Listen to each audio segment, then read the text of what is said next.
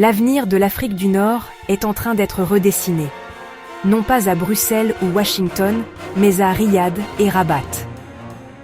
En 2025, le Maroc et l'Arabie saoudite forgent un partenariat de plusieurs dizaines de milliards, destiné à transformer le paysage économique et stratégique de la région. Ce n'est pas seulement un investissement, c'est une alliance calculée pour déplacer les routes commerciales, la sécurité énergétique et l'influence régionale de l'Atlantique vers le Golfe. La stabilité et la position du Maroc en font la porte d'entrée parfaite pour les ambitions saoudiennes en Afrique, tandis que le capital saoudien accélère l'ascension du Maroc en tant que leader continental. Le pacte Maroc-Saoudite est une déclaration audacieuse. L'avenir de la région sera façonné par ceux qui sont prêts à investir dans un destin partagé, défiant l'ordre ancien et forgeant un nouvel axe de pouvoir. Cet accord de 2025 est le résultat d'années de planification stratégique de la part de Rabat et de Riyad. Le Maroc a œuvré pour diversifier ses alliances, réduire sa dépendance vis-à-vis de l'Europe et se positionner comme une puissance régionale. L'Arabie saoudite, cherchant à aller au-delà du pétrole, trouve au Maroc un partenaire stable et stratégique pour ses ambitions de vision 2030. Le refroidissement des relations. Maroc-Émirats Arabes Unis, depuis 2023, a ouvert la porte à Riyad pour devenir le principal allié du Maroc dans le Golfe.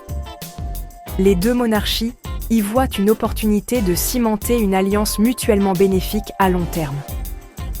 Pour le Maroc, c'est un pas de géant vers le statut de principal pôle d'investissement en Afrique. Pour l'Arabie saoudite, c'est une porte d'entrée vers de nouveaux marchés et une nouvelle influence. Ensemble, ils ne signent pas seulement des accords, ils coécrivent un nouveau chapitre de l'histoire régionale. Les chiffres sont stupéfiants. Un fonds d'investissement conjoint pouvant atteindre 22 milliards de dollars, ciblant les infrastructures, l'énergie, le tourisme et la finance au Maroc d'ici 2030. En juillet 2025, une délégation saoudienne de haut niveau a visité le Maroc, rencontrant des ministres et visitant des pôles industriels comme Nador West Med et les zones franches de Kénitra. L'objectif, construire des chaînes de valeur, tirer parti des ports marocains et créer un corridor commercial du Golfe vers l'Afrique de l'Ouest. De nouvelles lignes maritimes directes relient désormais Tanger Med à Djeddah, réduisant les temps de transit et stimulant les échanges. Alors que le pétrole saoudien domine toujours le commerce, cet investissement vise à équilibrer la relation et à construire un partenariat économique résilient. L'alliance est bien plus qu'une question d'argent, il s'agit de transformer le Maroc en un moteur économique continental. Le partenariat repose sur 3 piliers: l'énergie verte, le tourisme de luxe et la finance. Les capitaux saoudiens cofinanceront les projets marocains d'hydrogène vert, visant à fournir du carburant propre à l'Europe et à accélérer les infrastructures. Dans le tourisme, l'expertise et les investissements saoudiens aideront à développer des stations balnéaires ultra luxueuses le long de la côte atlantique du Maroc, renforçant ainsi son attrait mondial. Casablanca Finance City servira de plateforme africaine au fonds d'investissement public saoudien, acheminant les capitaux du Golfe vers les marchés émergents. Cette synergie accélère la transition verte du Maroc, stimule le tourisme et cimente son leadership financier, tout en offrant à l'Arabie saoudite un point d'ancrage stratégique en Afrique. C'est un modèle gagnant-gagnant, conçu pour une croissance durable et une prospérité partagée.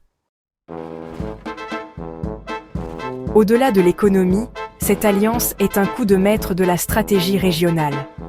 Le Maroc et l'Arabie saoudite construisent un bloc de monarchie modérée et pro-occidentale pour contrer l'influence de l'Iran et de la Turquie en Afrique du Nord et de l'Ouest.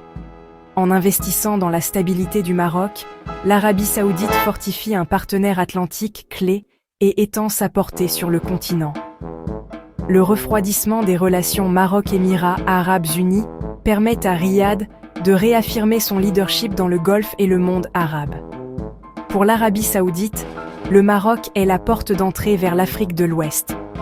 Pour le Maroc, c'est une plateforme pour une plus grande influence.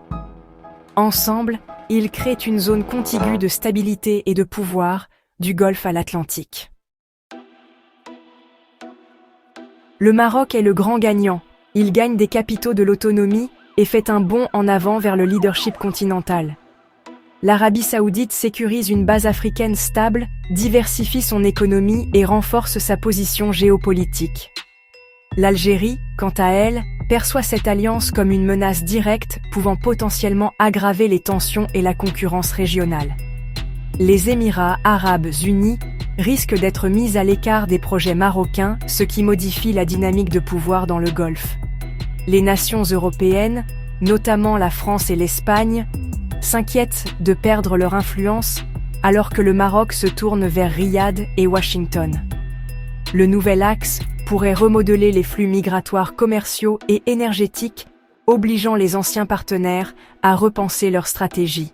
Ce partenariat est en train de redessiner la carte des gagnants et des perdants à travers la région.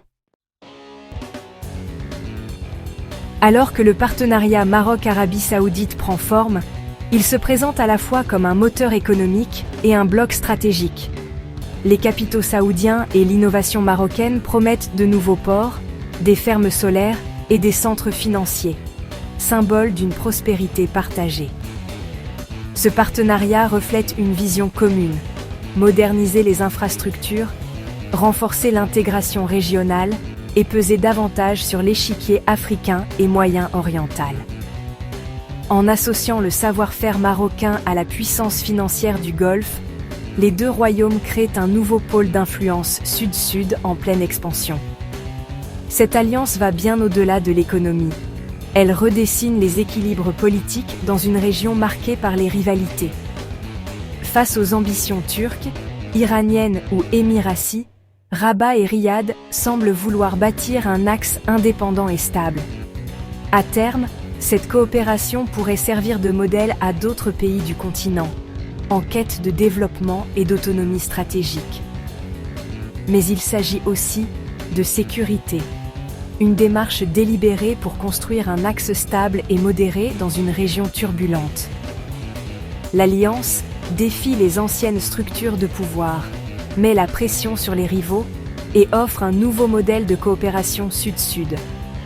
Son succès pourrait inspirer des partenariats similaires, déplaçant le centre de gravité mondial.